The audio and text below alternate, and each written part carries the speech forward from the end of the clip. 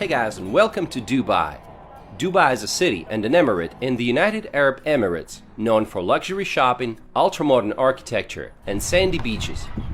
Dubai was turned from a desert backwater into one of the world's most futuristic cities in less than 50 years. Where is Dubai located? In the eastern part of the Arabian Peninsula, on the coast of the Persian Gulf. The city is growing so fast, I was actually visiting it back in 1995 with my dad, and when I came here for the second time, I couldn't recognize anything.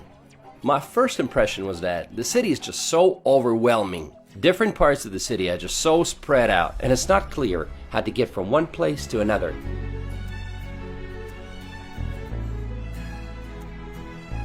First of all, let's point out some cultural aspects. Although Dubai is the most liberal of the 7 emirates, it is still an Arab emirate, and much of its culture is influenced by Islam. Criticizing the royal family, local laws, or the country in general will probably get you in trouble. Drinking in public or just being intoxicated in public is also against the law. When visiting public places, you gotta follow a certain dress code. Make sure you cover your shoulders and knees. Also, no kissing or hugging in public. You will hear a call to the prayer 5 times a day, no matter where you are, outside, in a mall, or at a business meeting. Filming people is basically illegal. You gotta ask for their permission first. Coffee good? Very good. The population of the city is 3.3 million people, and every year it increases by 170,000 people. You might be surprised, but the locals, or Emiratis, only make up about 10% of the population.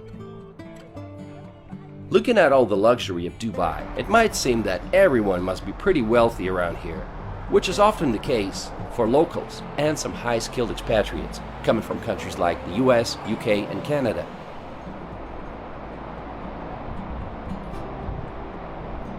But it's a completely different story for the construction workers and the taxi drivers that come from Pakistan, Bangladesh, India, Nigeria, Egypt, and other countries, who only average about $600 or $700 a month. Hello. Hi everyone. I'm Nazmul. I'm from Bangladesh. I'm in Dubai taxi. What's your name? My name is Sher Muhammad. Where do you come from? Pakistan, Peshawar. Nice to meet you. Yeah.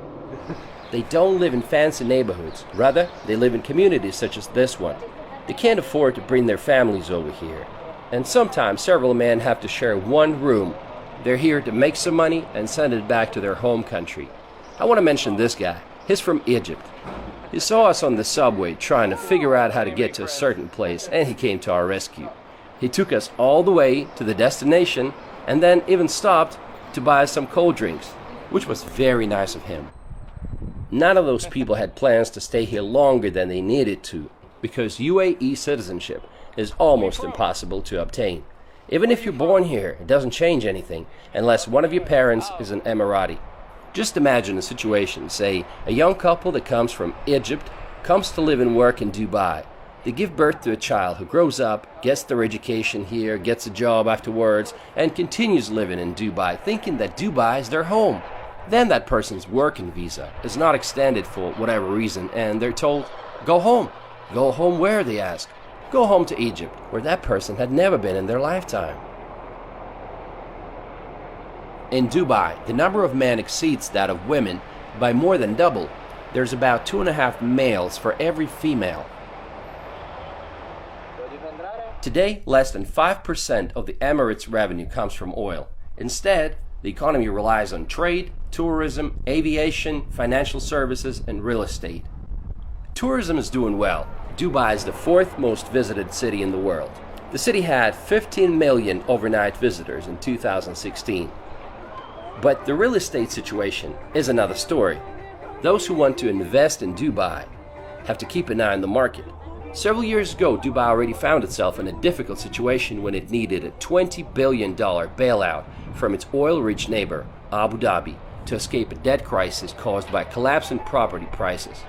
Since 2014, residential property prices have dropped by more than 15% and are still falling. The housing market remains oversupplied, and looking at all the ongoing projects, I get a feeling that it might stay this way for a while. At the same time, they're expecting the city population to double by 2027. Everyone's betting on Expo 2020 to turn things around, for which Dubai is ready to spend $8 billion on infrastructure. Dubai has always been an attractive place to run a business for yet another reason: zero taxes. But in 2018, the government implemented value-added tax VAT at a rate of 5%.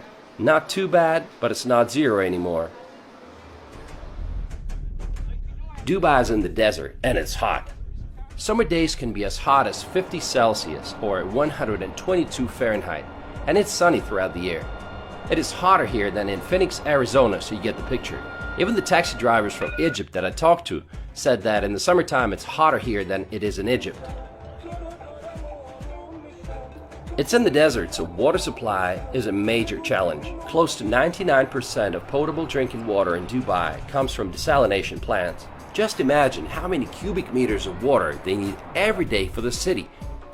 In this part of the world, you know a city is wealthy when it has a lot of green parks and gardens and palm trees. You know Dubai is located in the desert, so it takes a lot of water to keep it all green and nice.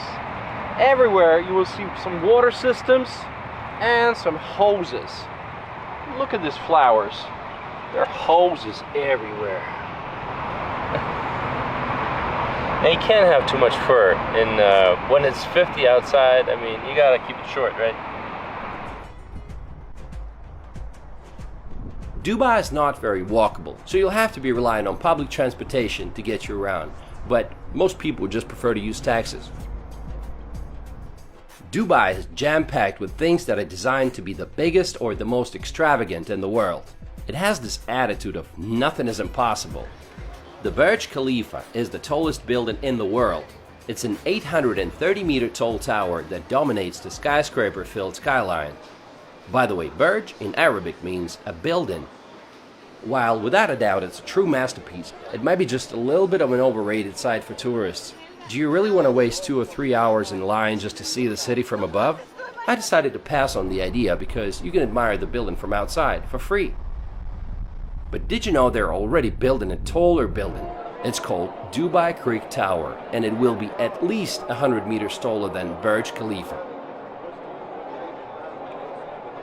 Dubai has the world's largest flower garden, Dubai Miracle Garden. The garden has a total of 45 million flowers. So nice to find yourself in this beautiful area and take a break from the busy city.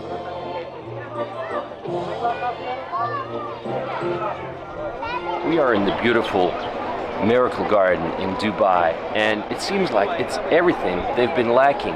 All the greenery and all the different kinds of flowers. Dubai is basically a desert, and over here you feel like you're in Thailand, and it's just a wonderful place, and you should definitely visit that if you're in Dubai. During the summer months, the garden stays closed for obvious reasons. It's too hot. Oh, sorry about that.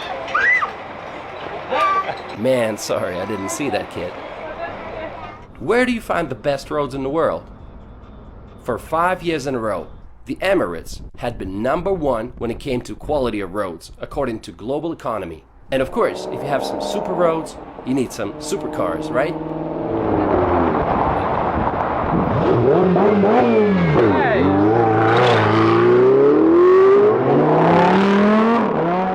They have bus stops with air conditioning. They call them air-conditioned bus shelters, and there's more than 1,000 of them right now in the city.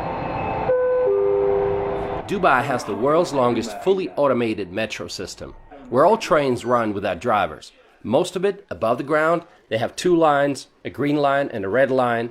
The red line goes along the main Dubai street, Sheikh Zayed Highway. There are 3 different classes of service: silver class, women and children only, and gold class. A ticket to the gold class is 2 times more expensive than usual. The best thing about it is it doesn't get crowded during rush hours. Public transportation in Dubai is pretty convenient, and the best way is to get a note card, which is good for subway, it's good for bus. The only thing it's not good for is monorail, which you have to pay separately. Dubai is also known for one of the most ambitious engineering structures of our time: an artificial palm tree archipelago, Palm Jumeirah, which added nearly 50 miles to the coastline. We are on the famous artificial island, the Palm. And over there you see the wave breaker, which goes around the island and it protects it from strong winds and strong waves up to 4 meters high. Atlantis de Palm is a luxury hotel resort located at the apex of the Palm Jumeirah. Among other things, it has Aquaventure Water Park and the Lost Chambers Aquarium that is home to 65,000 marine animals. Hi, where you guys from? From Sweden. Hello, Russia. Welcome to Dubai. Thank you. Okay, bye-bye. Bye. There's another Atlantis on the way. It's a $1.4 billion Royal Atlantis that is expected to be opened in 2020. You can travel the Palm Island on monorail, which is an entertainment by itself. There are many means of transportation in Dubai, and one of them is monorail. The ticket is very pricey. It's $5.5 one way. So let's take a look at what it's like on the inside.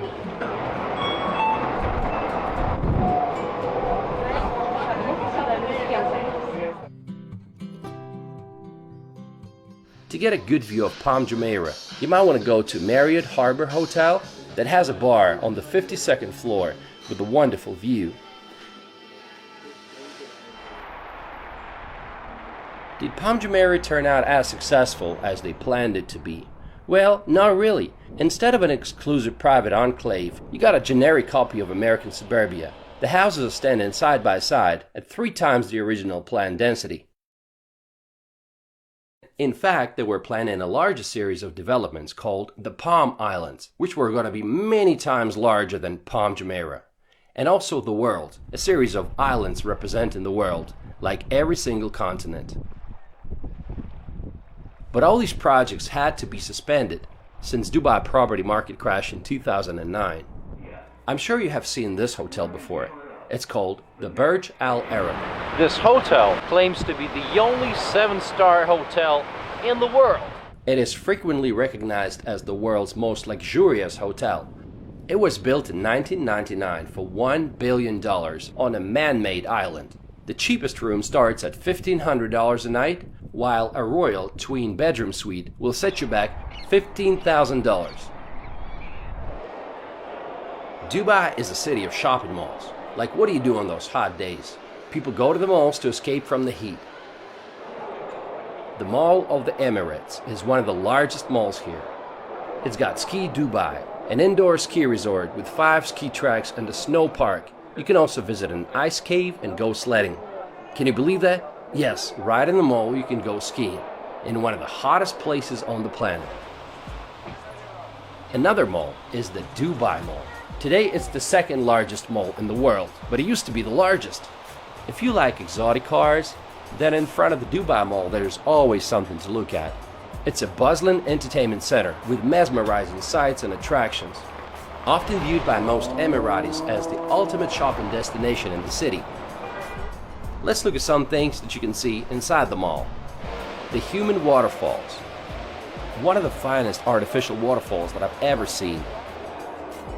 There's also an aquarium, one of the largest in the world in fact, 2.6 million gallons of water. Outside they have a fountain show, which always gets crowds and crowds of people. You can actually take a boat ride or go walking around the periphery of the lake and view all the shops and the restaurants. These lovely people from India that were traveling with me in that boat wanted me to film them and their baby, so their wish is granted. There are 65 malls altogether in the city, and each one of them is trying to be unique in some way. Take a look at this one. It's called Wafi Mall, and it's styled after ancient Egypt. Honestly, I'm not a big fan of shopping, and I easily get tired of huge malls. What can you do outside of the city? Dune bashing. Dubai lies directly within the Arabian desert, so you can go dune bashing in a 4x4. Most often, it's a Toyota Land Cruiser or a Nissan Patrol. My family certainly enjoyed it. It was like riding a roller coaster, and I asked the driver how many times he flipped the car in his life. He said none, so this made me feel more comfortable. Wow.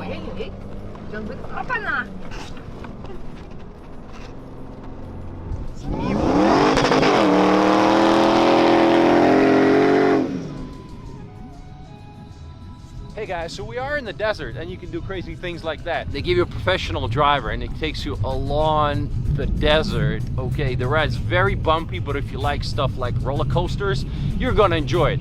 And on top of that, you can ride a camel if you want some nice pictures. But we're about to have some dinner, so let's go do it. There are other things to do in the desert like snowboarding on a sand dune, riding an ATV, and so much more. Well, I have zero experience, so I want you to see me fall. It's not even riding. Okay, I'll give it a try. Okay guys. Chicken. Then they offer you a dinner and a show with dances and performances.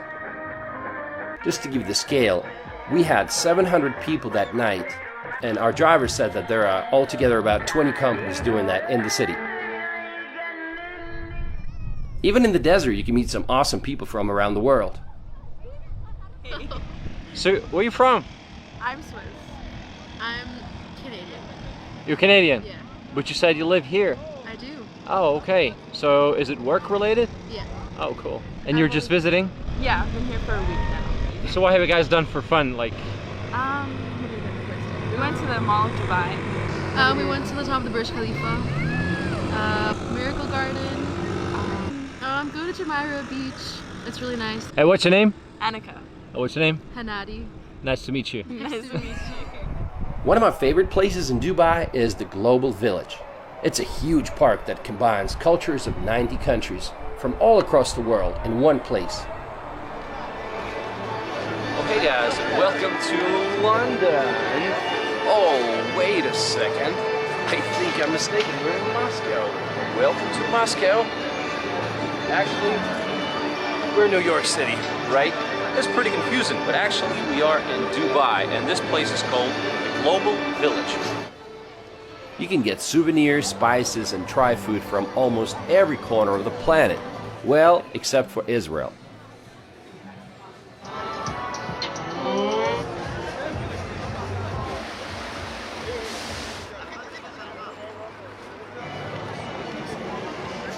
They got temples of Thailand, Forbidden City of Beijing, the Eiffel Tower, and so much more.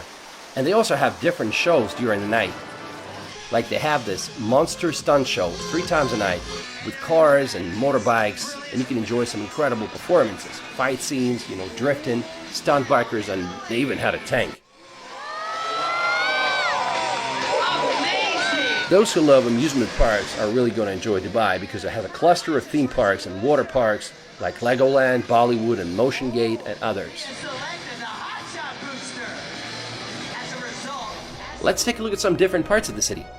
Deira is Dubai's old financial district. It sits on the east bank of Dubai Creek.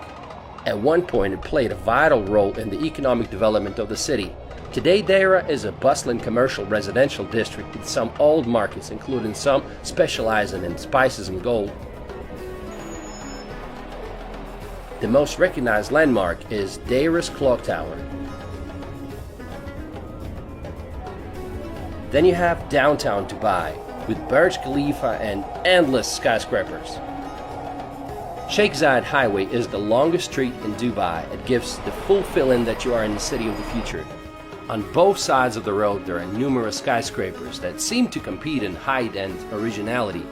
Look at this structure looming over the city's financial district. It's called the Museum of the Future. It will be open just before the World Expo starts in October 2020. One of the newest areas in the city is Dubai Marina. It's a modern, expensive residential neighborhood that has one of the largest concentrations of Westerners living in the city. It's just a walking distance away from the beach at JBR, which stands for Jumeirah Beach Residence. There's plenty of things to do here, from jet skiing to skydiving. A new addition to this district is Blue Waters Island that opened in 2018. It's an artificial island that will feature a 210-meter tall giant Ferris wheel called Dubai Eye. Of course, it's going to be the largest in the world. What else did you expect? Dubai has a number of beaches to choose from. Let's take a look at some of them. Kite Beach. It is Dubai's sportiest beach, a favorite with many kite surfers. People come here to jog or play beach volleyball. There's also a skate park, an outdoor gym, and plenty of other things to do. Dubai. Where you from? Where you from? I'm from Alaska. No, this can't be right. You're from Alaska. How are you, man? Don't worry, don't worry. No corona, don't worry. Everything is. How are you, sir? I'm from Alaska. I travel all over the world, but Dubai is the best place in the world, you know. Is that right? You have east and west, everything. No corona, nothing. No virus, nothing. Yeah, everything is clean, yeah? Okay. The rulers here are fantastic. It's a growing economy. Everything is booming here. Life is beautiful. No taxes.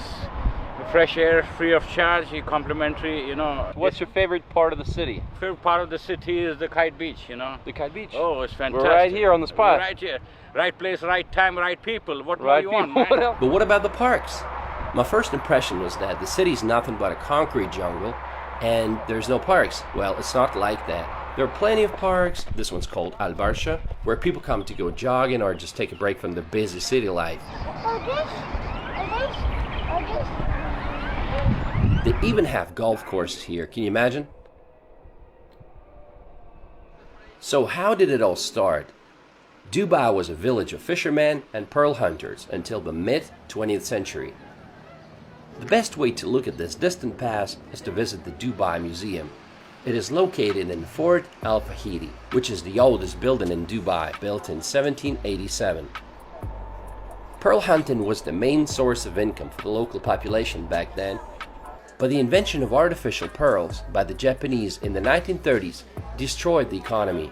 In 1968, Great Britain abandoned the protectorate of the Gulf countries. Right around this time, oil was discovered, and from that moment, the Emirates got a quick start in the development. They say driving a car in Dubai is not for everyone. Locals say that if you miss an exit, it might take you 20 to 30 minutes to get back on the route. Speeding fines are no joke. For example, if you exceed the speed limit by 20 kilometers an hour, your fine's going to be an equivalent of $82. But if you exceed it by 80 kilometers an hour, it's going to be $820. Once, a British tourist got stuck in Dubai after racking up $45,000 in speeding tickets in a rented Lamborghini. In 4 hours, he triggered every speed camera on Sheikh Zayed Road, and they wouldn't let him go until they paid the fines in full. One of the newest additions to the city is the Dubai Frame. You can see it from a distance. Its height is 150 meters. It has a glass floor. The idea is that it splits the city into the old part and the new part.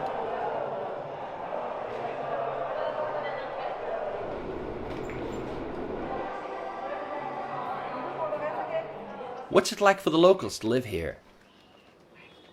Emiratis, like I said, make up only 10 to 15% of the population. They get plenty of perks from the government, like $20,000 or more as a wedding present. Polygamy is allowed, so you can have more than one wife. There's an Arab joke about this. If you have one wife, she will fight with you. If you have two wives, they will fight for you. Recently, they introduced mandatory military service, so now Emirati men who have finished secondary school and aged between 18 and 30 will have to serve a year and 4 months. Did you know they have a Ministry of Happiness here? Sheikh Mohammed, who is Vice President and Prime Minister of the country and ruler of the Emirate of Dubai, said that he is not going to tolerate poor government services, and he declared that he would remove staff and officials who are not performing well. He's also known to visit government departments when they least expect him. One time he was visiting Dubai municipality, and he was surprised to find directors and senior officials not present at their workplace during his visit. They say Dubai has a development plan until the year 2070. That's impressive, but is it a comfortable city for foreigners? While salaries are competitive, they say that one of the biggest challenges here is to build a circle of friends. People come and go all the time, and to make friends with the locals is not that simple. Some people say that Dubai doesn't make them feel like they belong there. Some people told me that in Singapore, after work, you go drinking beer with the locals. But in Dubai, it's just not happening. There's internet censorship, and voice calls on Skype and WhatsApp are restricted.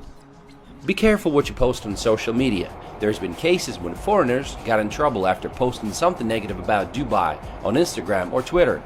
What about women's rights? While I'm not a big expert, but how do you explain numerous attempts of members of the royal family to flee the country? Just read about Princess Latifah, who tried to flee but got caught, and she hasn't been seen since March 2018.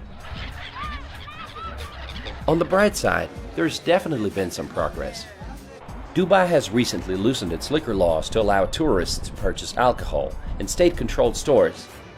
They ended prison sentences for loan defaulters. Before, if you were late with payments, you could be sentenced to jail for up to 3 years. Now you just get a fine instead of jail time. The city is very safe, and that's despite the fact that it has millions of visitors from all over. And most importantly, it's a fun place to live in. It's a melting pot of different cultures, and there's so many events happening all the time. To me, Dubai is like the amusement park of the planet, where the most daring ideas are implemented. Some of them succeed and some fail, but everybody wants to come here and see it for themselves. And you can't help but admire the determination of Dubai to be moving forward. And I want to end this video with a quote from Sheikh Mohammed. The race for excellence has no finish line. I want Dubai to be number one. Not in the region, but in the world. Number one in everything: high education, health, and housing. I want to give my people the highest way of living. Okay guys, thanks for watching. I hope you enjoyed the video.